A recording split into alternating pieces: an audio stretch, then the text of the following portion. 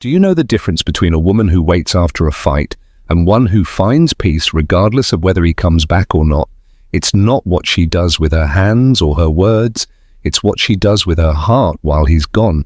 Let me tell you something I've observed in over 2 decades of listening to broken and mended love stories. Something that changed the way I understand why some bonds survive storms while others fade after the first strong wind. For years, women have asked me the same question: how can I get him back after an argument? But the real question, the one that hurts and heals, is another. How can I stay with myself when everything is falling apart?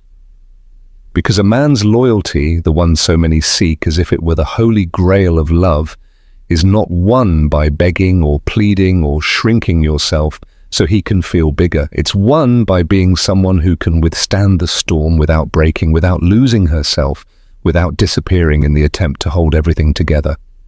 A few days ago, a woman told me, "Doctor, when we argue, I feel like everything is falling apart, like I've built a house of cards, and each harsh word is an earthquake."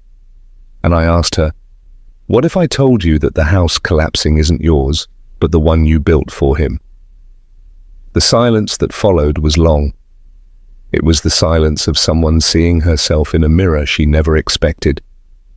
It was the moment when something deep within her began to awaken. You see, during an argument, something happens in the male body that few women truly understand. His nervous system activates as if facing a real threat. His heart starts pounding like a war drum. His mind clouds in a thick fog, and an ancient voice in his primal brain whispers, "Protect yourself. Get away. Survive this threat." It's not that he doesn't love you, it's that for a moment his body confuses love with war, intimacy with danger, your pain with a direct attack on his essence. But here's what I've learned after all these years of listening to broken hearts and helping piece them back together.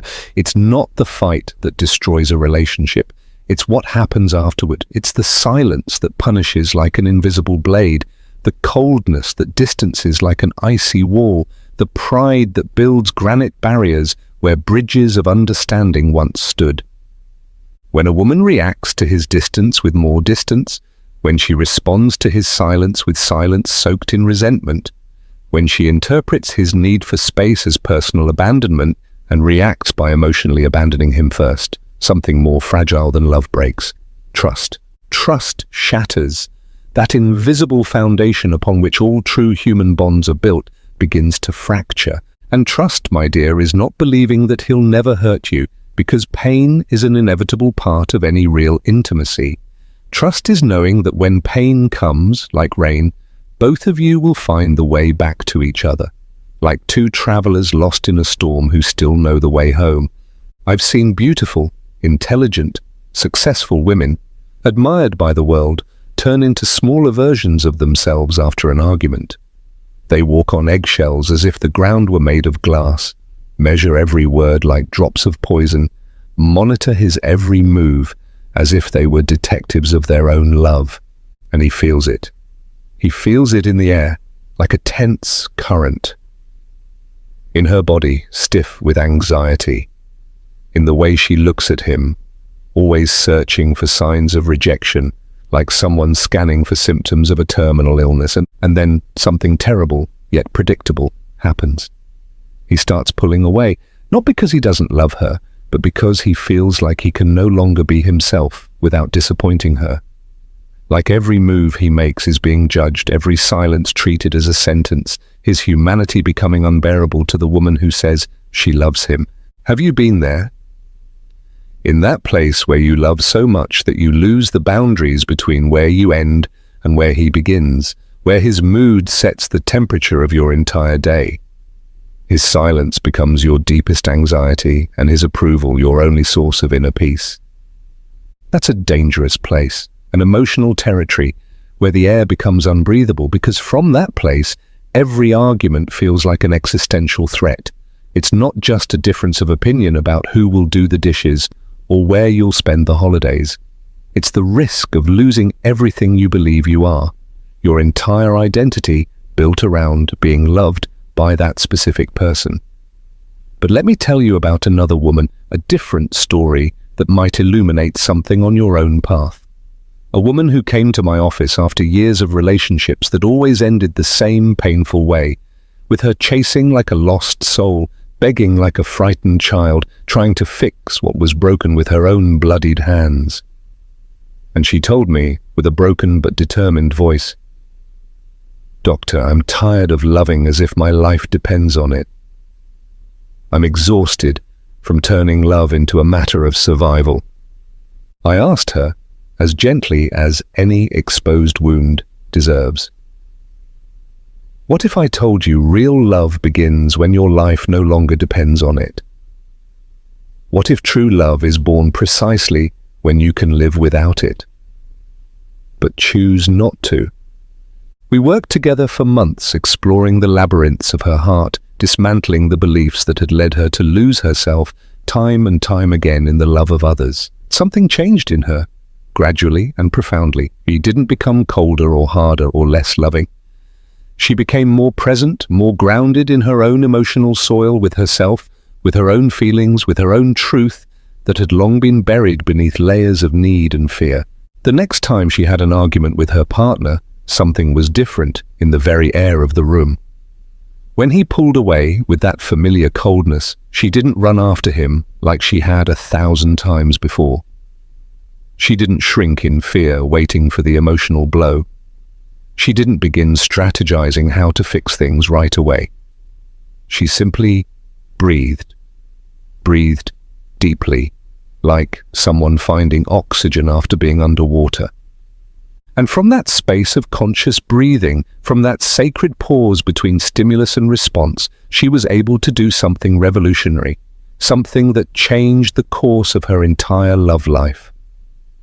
She was able to love without suffocating, to miss him without chasing like a desperate hunter, to want him without needing him like an addict in withdrawal. That night he came back, not because she did anything specific to bring him back, not because she followed some self-help strategy, but because, for the first time in a long time, he didn't feel like he had to escape her just to breathe. Her love wasn't a net that trapped him. It was a space where he could be truly free. "Do you know what the most beautiful part of that experience was?" she told me weeks later, with a smile that seemed to rise from the depths of her soul. "It wasn't that he came back, though that made me very happy. It was that I was okay if he didn't. It was discovering that my peace didn't depend on his decisions." That is the paradox of mature love, the beautiful contradiction that confuses the mind but frees the heart. We can only hold on to what we are willing to let go of.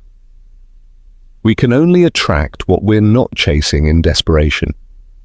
We can only receive the love we're not begging for. Now, don't misunderstand me.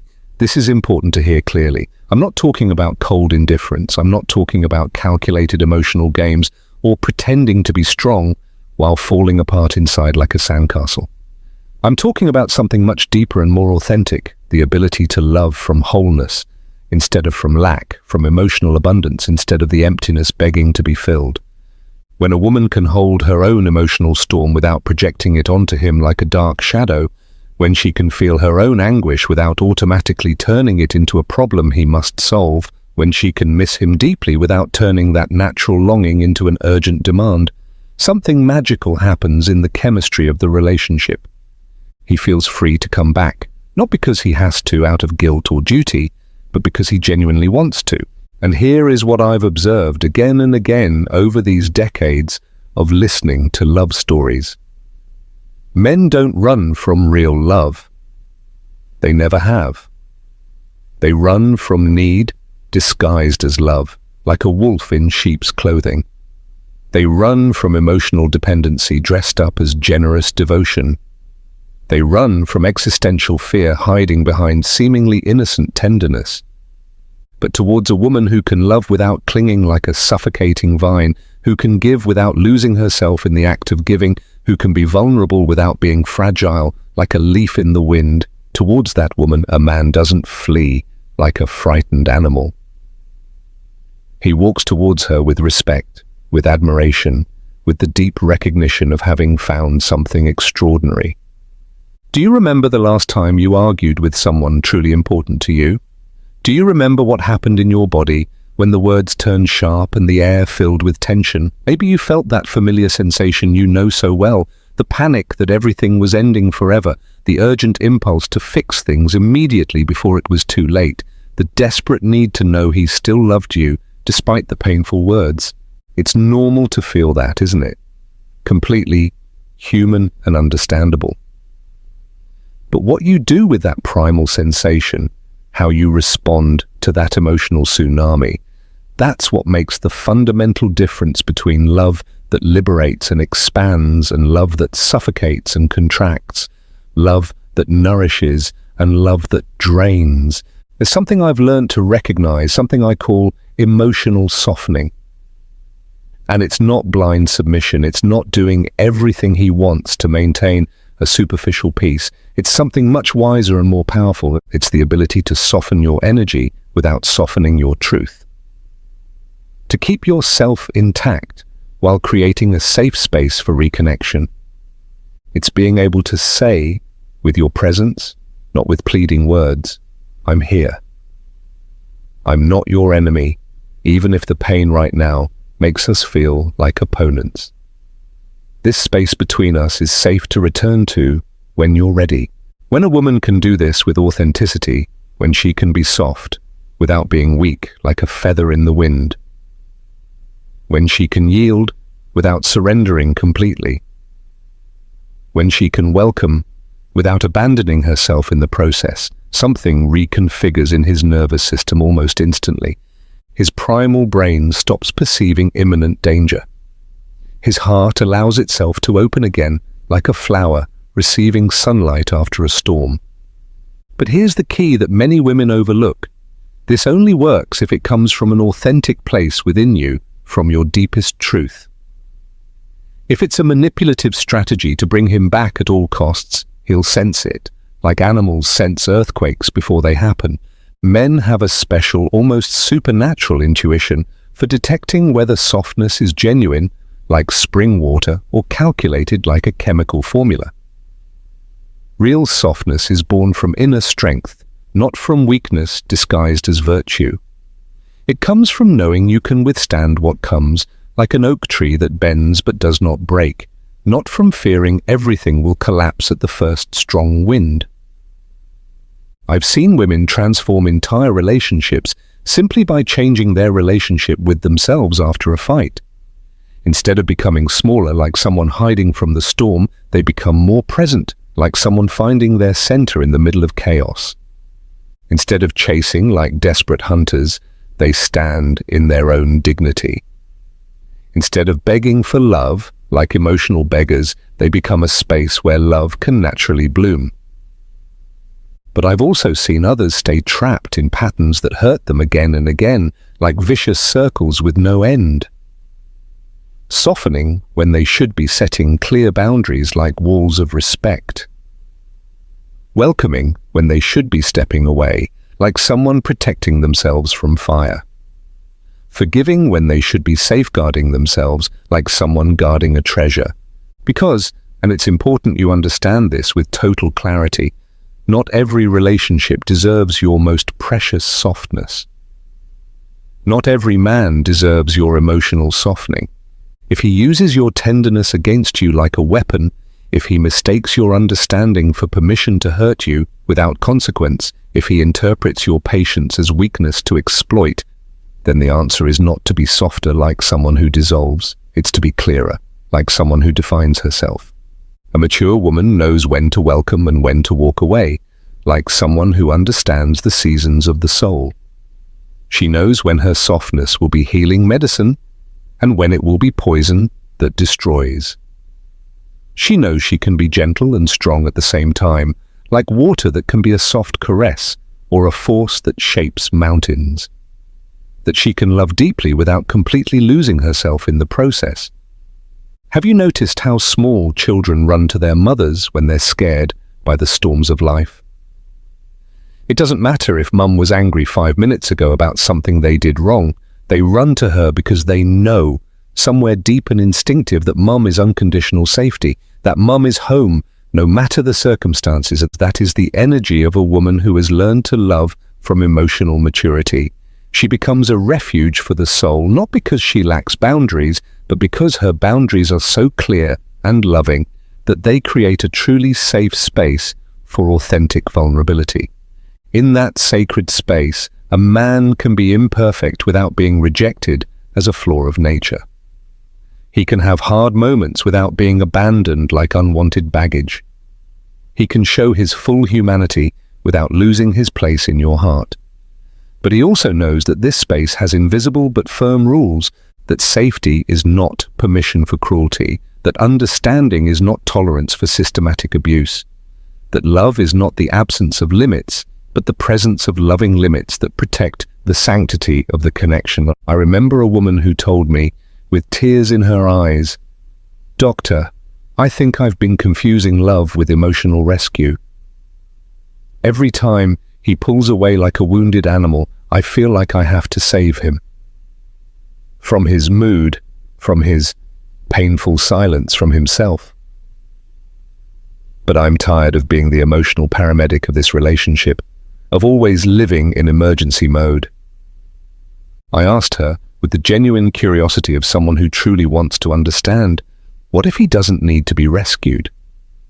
What if he just needs to be seen in his full humanity? Sometimes the most loving thing you can do for a man after a fight isn't to fix his emotional state like you're repairing a machine. It's to trust that he can fix his own. It's not to chase him until he feels better, like someone who can't tolerate discomfort, but to give him the sacred space to find his own way back, like a traveler who knows the way home. But be there when he returns, with open arms but not desperate ones, like branches that don't beg for the wind. With a heart available but not begging, like someone who offers without demanding, with love that gives generously, not love that demands as payment for a debt. That is the fundamental difference between a woman who waits out of fear and one who waits from love. One is begging for him to come back so she can feel whole again, like a puzzle missing a piece. The other is already whole within herself, and her door is open for him to join that wholeness as an honored guest, not as a necessary savior. Men feel that difference with astonishing precision. They feel it in your voice when you speak, like music that resonates differently. They feel it in your body when you're near, like energy vibrating at another frequency. They feel it in the energy you project even when you're silent, even in the stillness. And toward the woman who radiates inner wholeness, a man doesn't feel drawn out of guilt or pressure. He feels drawn from genuine admiration, from deep respect, from the almost mystical recognition that being with her makes him better. Not because she fixes him like an emotional mechanic, but because she inspires him to find his own greatness. Do you know the question I've been asked the most over the years of listening to Broken Hearts? How can I make him choose me over all the others? But the real question, the one that changes everything, is how can I choose myself so deeply that anyone who's with me is also choosing the best of themselves in the process? Because real loyalty, the kind that endures through life's storms and grows over time, like a tree that strengthens, is not built on desperate need. It's built on conscious choice, on the daily decision of two complete people to create something together that's more beautiful than what they could build alone, more meaningful than the sum of its parts. When a woman can be in a relationship without losing herself in it, like someone who becomes the ocean. When she can love deeply without loving desperately, like someone who breathes love instead of begging for it. When she can be vulnerable without being dependent, like someone who opens from strength. She becomes someone a man never wants to lose. Not out of fear of emptiness, but out of infinite gratitude. And that gratitude, my dear, is the sacred ground where true loyalty blooms, where real commitment grows, where loves that transcend time are built.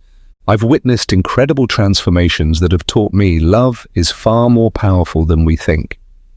Women who came to my office feeling invisible, like ghosts in their own lives, unvalued like buried treasure, constantly anxious about the next conflict, as if living in a minefield, and who learned to inhabit their own emotional power in a way that changed not only their relationships, but their entire lives, like an awakening that lights up every corner of existence. They didn't become harder, like stones that feel nothing. They became more real, like fertile soil where everything can grow. They didn't become less loving, like hearts that shut down. They became wiser in the way they love, like someone who has learned the soul's secret language, and they discovered something beautiful that forever changed their relationship with love. That when you love from inner wholeness, when you can offer your heart without mortgaging it, like someone who gives without expecting repayment, when you can be entirely your own while sharing your life with another. Love stops being an exhausting negotiation where everyone loses and becomes a celebration where everyone wins. That is the kind of woman who is never forgotten. Not because she does extraordinary things to be remembered, like emotional circus acts, but because the way she loves leaves a mark that cannot be erased, like fire imprinted on metal. She doesn't fall into despair after an argument, because she knows her worth doesn't depend on the emotional temperature of her relationship, like a broken thermometer. She doesn't play psychological games, because she knows real love needs no strategy, just like truth needs no makeup. She welcomes without abandoning herself because she has learned that the deepest surrender comes from conscious choice, not from emptiness trying to be filled. And when a man finds a woman like that, when he discovers that he can be fully human in her presence without losing his place in her heart, like someone who finds a true home, something awakens in him that goes beyond physical desire or surface attraction. Reverence awakens, that sacred feeling that inspires poets and moves mountains, and a man who feels reverence for a woman doesn't leave her after a fight like someone running from a storm. He finds his way back to her again and again, because he knows that in her arms he doesn't just find love as emotion, he finds home as a state of the soul. But remember this clearly, you cannot create that reverence in him like someone manufacturing emotions. You can only create the internal conditions within yourself so that if he is capable of feeling it, he has a sacred place to do so. And if he isn't, if after your greatest authentic softness and your deepest loving clarity, he still chooses distance as refuge, silence as punishment, coldness as armor, then your gift to yourself is not to keep chasing like someone chasing shadows. It is to recognize that you deserve someone who can receive and value what you have to give. Because a woman who has learned to love from emotional maturity does not settle for crumbs of affection from someone who cannot see her worth, like gold mistaken for common stone. She knows her love is a rare and precious treasure. And treasures are not thrown where they cannot be appreciated, like pearls before swine. That woman walks through the world with a silent dignity that doesn't need to be shouted. It's visible in her posture, like someone who knows her worth. It's heard in her voice, like music that doesn't need volume to be beautiful. It's felt in her presence, like perfume that doesn't need to be heavy to be unforgettable. And that dignity, that ability to love herself enough not to lose herself in love for others, like someone dissolving into the ocean, that is the quality that transforms everything like an emotional philosopher's stone. It transforms how others see you, like a mirror reflecting your inner world. How you treat yourself, like a temple worthy of care. And how you move through life, like someone who knows her destiny. But above all, it transforms your ability to create relationships that nourish instead of drain, like emotional vampires, that inspire instead of exhaust, like consuming fires, that celebrate instead of merely tolerate, like someone who accepts the unacceptable. And when you find someone who can dance with you at that level, someone who can receive your love without trying to possess it like an object, who can give you his without losing himself in the process, like someone who gives without disappearing, you'll discover that loyalty is not something you have to chase like an elusive butterfly. It's something that arises naturally when two whole people choose to walk together for a time, creating something beautiful without destroying who they already are on their own. That is the invitation I offer you today. Not as a command, but as a possibility. Not to become someone who can make a man stay by using psychological tricks, but someone so at ease with herself that she only keeps those who add beauty to her life, not drama like an emotional soap opera. That is the kind of woman who is never forgotten. Not because she is perfect like a marble statue, but because she is real, like soil where gardens can grow. Not because she has no conflicts like artificial life, but because she knows how to navigate them with grace, like a captain who knows the winds. And that woman, dear, that wise and powerful woman, already lives within you, like a seed waiting for its moment. She's just waiting for you to let her out, to let her bloom, to let her show the world the beauty that has always been there, waiting to be seen. This transformation doesn't happen overnight, like someone changing clothes. It's a gradual process, like learning a new language of the heart. An awakening that happens layer by layer, like peeling an emotional onion until reaching the luminous center of who you truly are. Some mornings you'll wake up feeling that inner strength, like a river flowing with certainty to the sea. Other days you'll feel it as a barely audible whisper amid the noise of your oldest fears. And both days are perfect. Both are part of the journey toward a more mature and conscious way of loving. What matters is not the speed of the process, but the direction it's moving, not the perfection of each step, but the clear intention not to go back to those patterns that hurt you, to those ways of loving that made you smaller instead of greater. Because when a woman begins this journey toward her own emotional wholeness, something shifts. Not just in her, but in everything around her, like a stone thrown into a lake, sending ripples outward without end. Men who once ignored her begin to notice. Her presence becomes valuable to those who once took her for granted. And those who used to toy with her feelings begin to respect her. Not because she's done something different externally, but because something fundamental has reconfigured within her. Something sensed without words, felt without explanation. Recognized like we recognize truth when we see it. That is the magic of becoming who you really are. You don't have to chase love. Love finds you. You don't have to beg for respect. Respect arises naturally. You don't have to plead for loyalty. Loyalty is offered as a spontaneous gift. And if this message has awakened something in you, if you feel these words have touched a truth that already lived silently in your heart, then you've already begun. You're already on the path. You already are that woman who cannot be forgotten because she has finally learned not to forget herself.